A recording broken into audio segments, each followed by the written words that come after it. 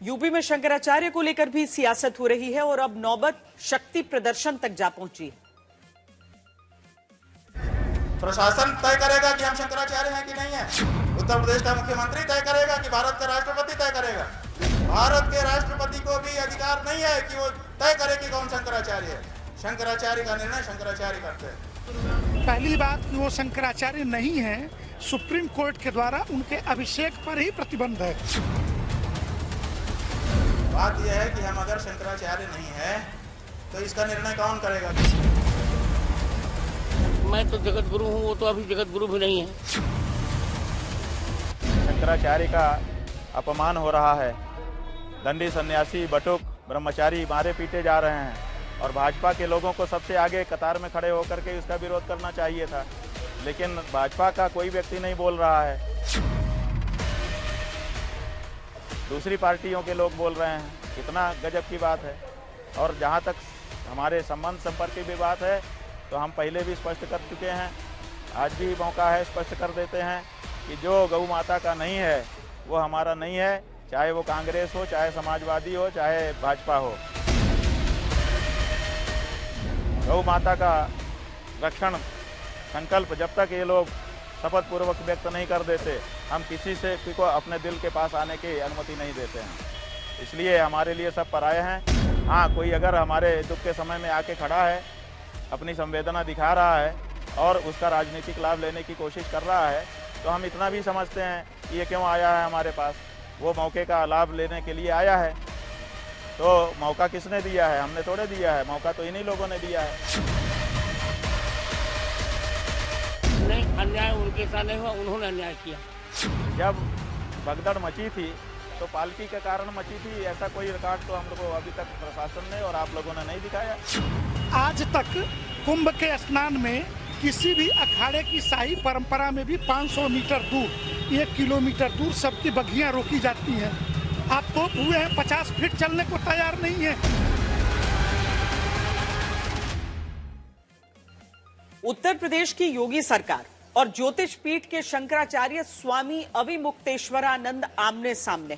स्वामी अविमुक्तेश्वरानंद सीधे सीधे योगी आदित्यनाथ को चुनौती दे रहे हैं, तो प्रशासन स्वामी अविमुक्तेश्वरानंद से पूछ रहा है कि बताएं वो शंकराचार्य कैसे हैं। लेकिन बात अब इससे भी आगे बढ़ गई है। स्वामी अविमुक्तेश्वरानंद के विरोधी उन्हें स्वयंभू शंकराचार्य बता रहे हैं। ले चलिए, मैं इनके लोगों को सबको लीजिए और सबका नाम नोट करिए। इन्होंने सुबह बैरियर गिराया है।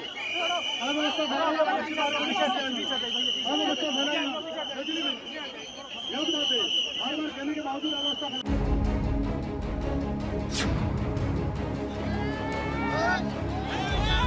रविवार को मौनी अमावस्या के दिन संगम में स्नान को लेकर शुरू हुए विवाद में उत्तर प्रदेश सरकार, प्रशासन और स्वामी अविमुक्तेश्वरानंद को आमने सामने कर दिया।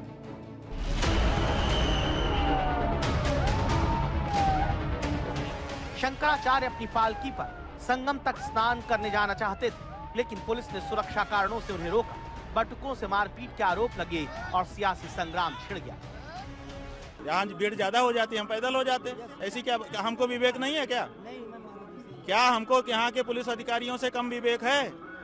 हम करोड़ों लोगों के शंकराचार्य हैं, क्या हमको विवेक नहीं है? संगम में पालकी से स्नान के लिए जाने से शुरू हुए विवाद में बात पहले शंकराचार्य की पदवी तक आई और अब ये मामला शंकराचार्य पर राजनीतिक शक्ति प्रदर्शन में बदल गया। एक तरफ संत बट गए, दूसरी तरफ सियासी दलों में टकराव हो रहा है। जो स्वामी अविमुक्तेश्वरानंद महाकुंभ में स्नान को आध्यात्मिक आनंद की अनुभूति बता रहे थे, वो उत्तर प्रदेश सरकार पर इतने भड़के हुए हैं कि सीधे मुख्यमंत्री को हुमायूं बता देते हैं। यही योगी जिसको आप लोग साधु संत कहते हो, हम तो हुमायूं का बेटा अकबर कहते हैं, हम तो औरंगजेब कहते हैं। ये नहीं है हिंदू कहने के लायक। ये मंदिर तोड़ने का समर्थन करने वाला आदमी है। 150 से ज्यादा मंदिर तोड़ दिए गए, एक शब्द नहीं निकला इसके मुंह से, इसलिए कि इसकी मुख्यमंत्री की गद्दी ना चली जाए। ऐसा पहली बार नहीं जब स्वामी अविमुक्तेश्वरानंद विवाद में आए। योगी आदित्यनाथ को भला बुरा कहा, उन्हें लेकर संतों में ही बंटवारा हो गया हो। स्वामी अविमुक्तेश्वरानंद को संतों का एक बहुत बड़ा तबका शंकराचार्य नहीं कहता। इनमें एक नाम जगत गुरु स्वामी रामभद्राचार्य का भी है। उनको शास्त्र का कुछ आता ही नहीं तो क्या कहूँ मैं। अन्याय उनके साथ नहीं हुआ, उन्होंने अन्याय किया है। ज्योतिष पीठ के शंकराचार्य होने का दावा करने वाले स्वामी अविमुक्तेश्वरानंद को माघ मेला प्राधिकरण ने नोटिस भेजकर उनकी पदवी को लेकर सवाल क्या पूछा। जो लोग उन्हें शंकराचार्य नहीं मानते वो हमलावर हो गए। अभी सुप्रीम कोर्ट ने शंकराचार्य को बनाया ही नहीं। सवाल सिर्फ स्वामी अविमुक्तेश्वरानंद की पदवी पर ही नहीं उठ रहे, बल्कि उनकी पालकी पर ही संगम में स्नान करने की जिद पर भी पूछे जा रहे हैं। नियम यह है कि गंगा तक रथ से नहीं जाया जाता। जब पुलिस ने रोका था उनको कि आप मत जाइए, हम लोग स्वयं संगम में पैदल जाते हैं, तो अन्याय उन्होंने किया था। सरकार ने नोटिस दिया कि मुक्ता आपको जो है किसने जो है बिल्कुल ठीक सरकार ने नोटिस दिया, सब कुछ उचित है। आमतौर पर शंकराचार्य कुंभ और महाकुंभ पर ही स्नान करने आते हैं। मौनी अमावस्या पर संगम पर शाही स्नान करने की कोई परंपरा नहीं। हालांकि ऐसा न करने का कोई नियम भी नहीं। इस मौके पर कोई भी आ सकता है, लेकिन बात संगम तट पर पालकी ले जाने को लेकर बिगड़ी। आज तक कुंभ के स्नान में किसी भी अखाड़े की शाही परंपरा में भी 500 मीटर दूर, 1 किलोमीटर दूर सबकी बघियां रोकी जाती हैं। आप तो हुए हैं 50 फीट चलने को तैयार नहीं है। ये सीधे सीधे धर्म का दुरुपयोग है। धर्म का आवरण ओढ़ करके सनातन धर्म को बदनाम करने की साजिश है। और मेले में कोई भगदड़ मच जाए। पिछली बार भी योगी से इस्तीफा कौन मांग रहा था? यही मांग रहे थे। तो भाई राजनीति करनी है तो खुल के करो, धर्म के आवरण में क्यों करते हो? मौनी अमावस्या के दिन माघ मेले में स्वामी अविमुक्तेश्वरानंद के अलावा पूरी गोवर्धन मठ के शंकराचार्य स्वामी निश्चलानंद सरस्वती भी मौजूद थे, जो बुजुर्ग होने की वजह से संगम में स्नान करने नहीं गए। लेकिन स्वामी अविमुक्तेश्वरानंद गए और उनकी प्रशासन से भिड़ंत हो गई। अब बात इतनी आगे बढ़ी कि सवाल उनके शंकराचार्य होने पर पूछे जा रहे हैं। सुप्रीम कोर्ट ने अभिषेक पे प्रतिबंध लगा दिया। किसने उपाधि दे दी?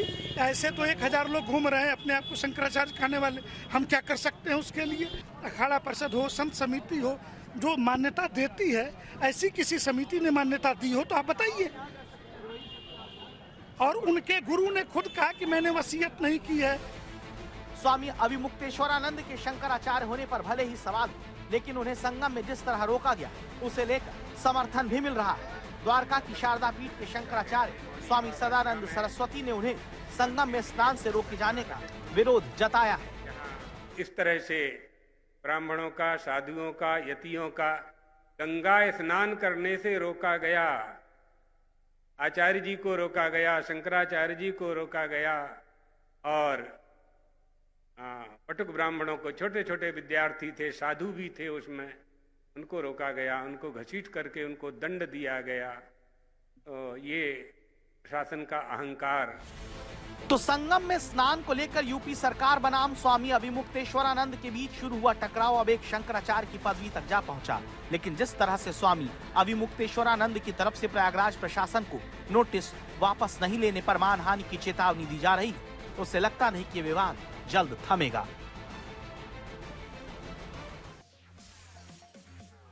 स्वामी अविमुक्तेश्वरानंद को लेकर सिर्फ संत ही नहीं बटे हैं, राजनीतिक दल भी आमने सामने हैं। बीजेपी इस मामले में खामोश है तो समाजवादी पार्टी से लेकर कांग्रेस हमलावर।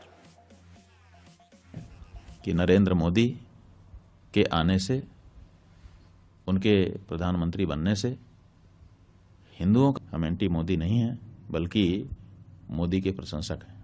और इसलिए प्रशंसक हैं क्योंकि इतना हिम्मती और हिंदुओं के पक्ष में दृढ़ता के साथ खड़ा रहने वाला कौन सा दूसरा प्रधानमंत्री अभी तक आजाद भारत में हुआ है? बताओ ना।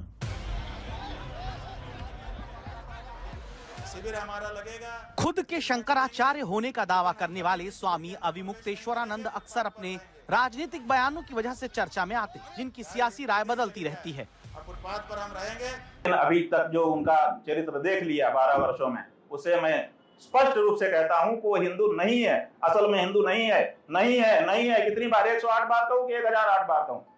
कब मानोगे आप? बोलो। स्वामी अविमुक्तेश्वरानंद की यही बातें उन्हें विवादित बना देती हैं, जिसमें वो कभी प्रधानमंत्री पर हमला करते हैं तो कभी मुख्यमंत्री योगी आदित्यनाथ पर।